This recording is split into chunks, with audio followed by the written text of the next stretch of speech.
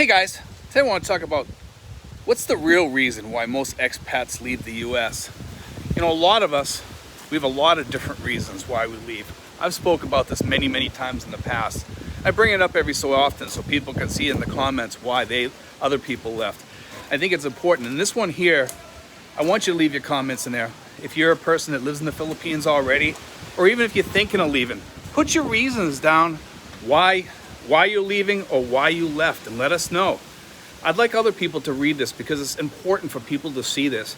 A lot of people back home, they see the politics, they see the way the country has changed, they see all the craziness going on in the world, and they're looking for a way out.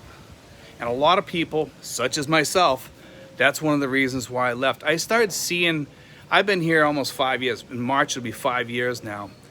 I started seeing these changes 10, 15 years ago or more.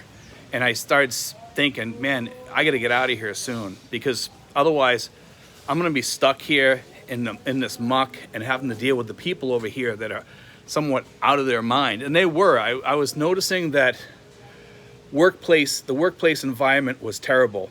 I was mistreated in the workplace. Other people were mistreated in the workplace. And I worked for a school department back home. I worked for a school department, and the mistreatment was terrible in the school department, to say the least. It was terrible. I was back in Lawrence, Massachusetts, and the way it was run, they felt that they could mistreat people. A lot of the principals back there felt that they could push people around. We had one particular woman that she really mistreated people, and when people complained about her, such as myself, what they did was they moved her up. They made her assistant superintendent instead. And it was kind of scary. I mean, she's no longer there anymore. She's been gone. I'm not sure. I think she left just recently. But I mean, it's kind of scary to see those type of things happen when they promote people for taking away other people's peace. And I didn't just see that there. I saw it in other places too. Other people that worked at companies were telling me that people were getting away more with workplace harassment, I'll say. And people kind of felt like if they spoke up or said anything, that they would either lose their job or they would be overlooked for promotions or what have you. That type of thing would happen to them. Now, where I was, I kind of felt that way too, to be honest with you. It was a terrible place to work. But I had worked at other places like that. It wasn't the only place I had worked where I'd been treated like that. A lot of my friends that were in the school department said that they were getting the same treatment. People that I knew over a couple towns over that worked for the school department in Haverhill, Massachusetts too, they had said that they felt the same thing over there, and they were going through the same thing. But it wasn't just in those types of jobs. I was hearing this from everybody. Everybody was saying that the workplace environment had reached a new low. It was just the politics. People were always talking politics. You had to meet certain guidelines and say certain things, speak a certain way. You no longer had those freedoms that you had before. And I'm not talking about vulgarity or anything like that, but you felt like you couldn't speak about anything without it being, you had to wash it down a little bit and send it through your mind washer and then spit it out before you said anything, because it was just kind of, that's the way the world is. And I'm hearing this from a lot of people. They're saying that they're seeing it with their kids. They're brainwashed. They want to get away from them. Their kids have cut people loose. We've talked about this many times before, but I think it's gotten worse.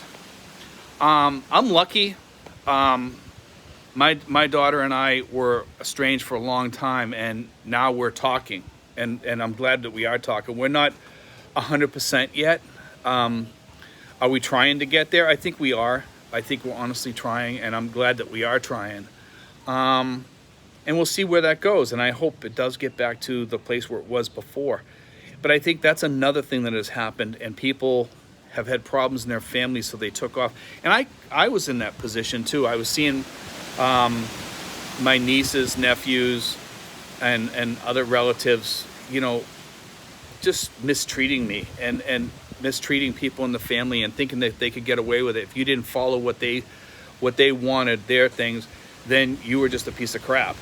And it's become so commonplace, and I hear this from all the expats that come in here. All of them have their story. Not all of them, but a good amount of them. I would say probably about 80-90% of them either have estrangement from family members, or they left because of political reasons. They left because of changes in the way things are working. They were fearful of what was going on in the country, fearful of the government, all these things. And I think these have come to are the main reasons why a lot of people are saying, you know what, America used to be a really beautiful, wonderful place where I could live, or I could retire. I could go to South Carolina and live fairly cheap or whatever. And now you can't do that. And a lot of people back in the States that don't want to leave the country, they've turned to van lifing, you know, living in a van or living in an RV or what have you. And some of them are homeless too. But the van lifers, they chose to live in a van or in a camper or whatever, and that's their home. That's their new lifestyle, and that's where they want to live. So they take off and they go to Nevada or New Mexico or Arizona or wherever, Florida or South Carolina or someplace, and they just take off and they go to live in these places, and they stay there, and they're okay with that. But then there's the other ones that say, I don't want to live in a van. I don't want to live in a vehicle. I want to find someplace cheap. And then they say, well, you know what? I want to go to Thailand, or I want to go to the Philippines, or I want to go to Indonesia, or someplace, maybe some South Pacific island, or some South Pacific island country, or what have you. But they take off, or even to Mexico in some cases, some of these people are going. But everybody is choosing a different lifestyle for their retirement now. And I notice here in the Philippines, there's a lot of vloggers here coming out, and people are starting to watch all these new vloggers and everything, and I commend these people, but I think there's such an influx of people coming in here, and everybody thinks that they can just turn on YouTube and make $1 million, and it's not the way it is. The money that you make is decent money here. You could probably live on it once you get your channel established, but you won't live well, because some months are different than other months. During the Christmas season, just before the holidays, they pay more for the ads. And then right after that, January, February, March, you start getting a lot less. You get like about 30% to 40% less in YouTube earnings, because they don't pay as much for the ads. Whereas before Christmas, they bid higher on the ads.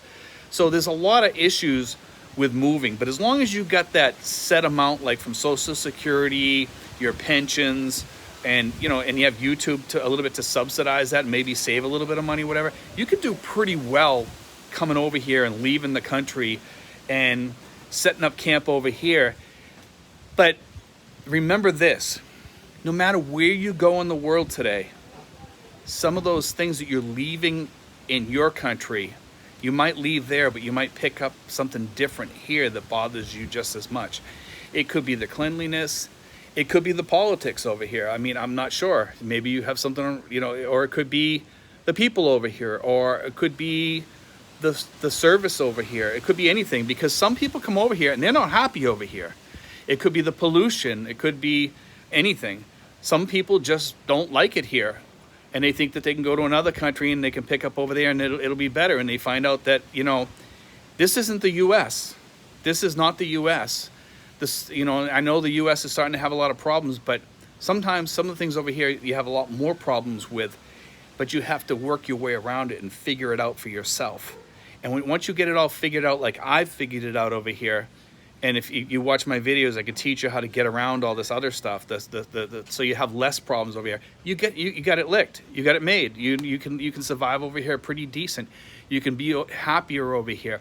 For me, I don't get involved over here with the politics because I don't worry about it. And I try not to worry too much about the U.S. politics. I do follow those politics because I enjoy politics, but I've kind of stepped back a lot more than the involvement that I used to have. I used to follow politics all the time, and now I just kind of step back from that because can I vote over here? Yes, I can.